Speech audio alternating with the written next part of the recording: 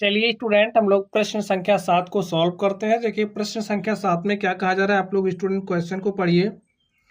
इसमें कहा जा रहा है संलग्न आकृति एच ओ पी ई एक समांतर चतुर्भुज है।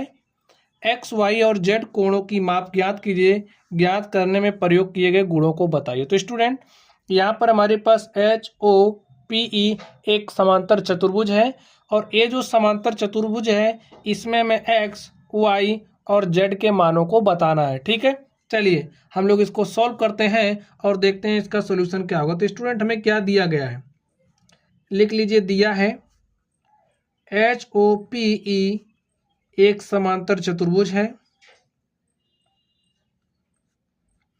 एक समांतर चतुर्भुज है। ठीक है, हमें निकालना क्या है, एक्स का मान निकालना है, वाई का मान निकालना है और जेड का मान निकालना है। ठीक है, चलिए हम लोग सॉल्व करते हैं। अब देखिए ईपी समांतर ओ एच होगा। क्यों होगा आप बताइए? क्योंकि जो हमारे समांतर चतुर्भुज होता है, समांतर चतुर्भुज की सम्मुख भुजाएं समांतर होती हैं, तो ईपी समांतर एच ओ होगा। तो यहाँ पर ये जो एंगल वाई है वो बराबर हो जाएगा 40 डिग्री के। लिखिए ईपी जो हमारा है वो समांतर है एच ओ के। ठीक है, अब ये जो हमारा एंगल वाई है वो बराबर हो जाएगा 40 डिग्री के।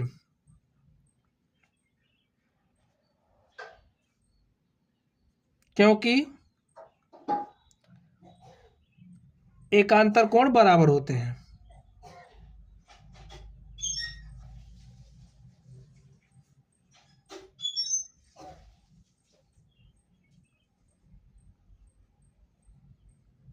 ठीक है स्टूडेंट, y बराबर हो जाएगा 40 डिग्री के, क्योंकि एकांतर कोण बराबर होते हैं। ठीक है भाई, ईपी समांतर एच ओ है, ये जो पी एच है तिर्यक छेदी रेखा की तरह काम कर रही है, तो ये जो एकांतर कोण y है वो बराबर हो जाएगा 40 डिग्री के।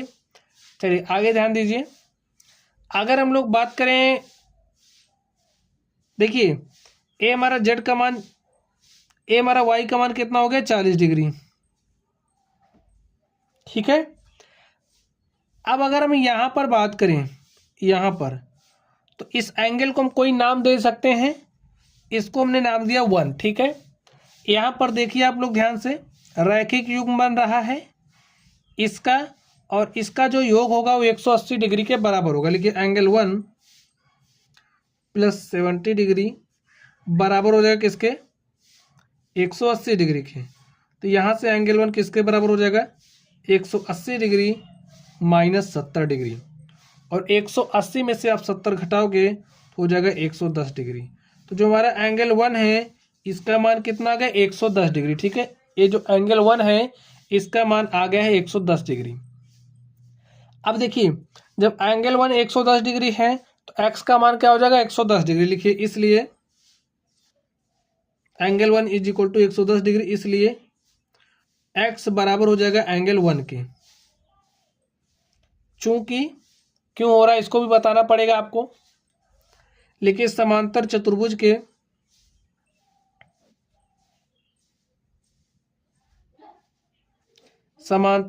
के सम्मुख कोण बराबर होते हैं।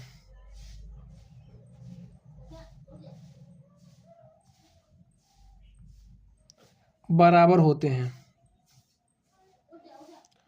तो एंगल 1 का मान क्या है, 110 डिग्री। तो एक्स किसके बराबर हो जाएगा, 110 डिग्री के। हमारे पास देखिए एक्स का मान आ गया, वाई का मान आ गया, हमें इस जेड का मान चाहिए। तो जेड का मान कैसे निकालेंगे, अब आप लोग ध्यान से देखिए।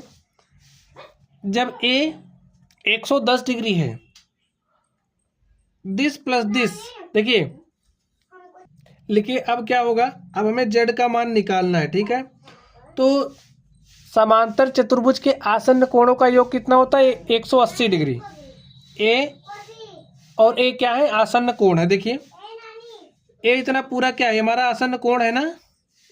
अगर हम लोग एक्स प्लस और ए किसके बराबर हो जाएगा आप बताइए, 40 + जेड के, 40 डिग्री + जेड बराबर किसके होगा, 180 डिग्री के। ठीक है, भाई आसन्न कोणों का योग 180 डिग्री होता है। ए और ए आसन्न कोण है, इसका और इसका योग करेंगे 180 डिग्री आएगा। तो यहाँ से हमने इस कोण का मान रखा 40 डिग्री प्लस जेड और इसका एक्स। तो यहाँ से एक्स देखिए क्या हो जाएगा, एक्स प्लस और जेड का मान तो स्टूडेंट हमें निकालना ही है।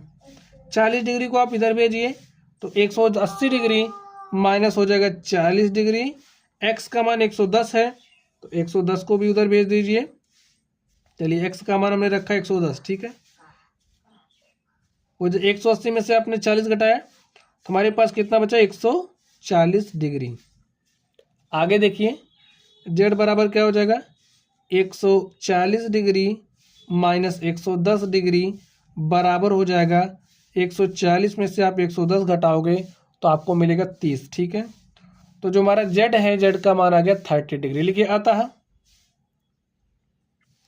एक्स बराबर 110 डिग्री, वाई बराबर 40 डिग्री तथा जेड बराबर 30 डिग्री है। तो स्टूडेंट इस तरीके से ये जो हमारा प्रश्न संख्या 7 थी, हमने इसको सॉल्व कर लिया है। तो चलिए आप लोग पढ़ते रहिए। Thank you.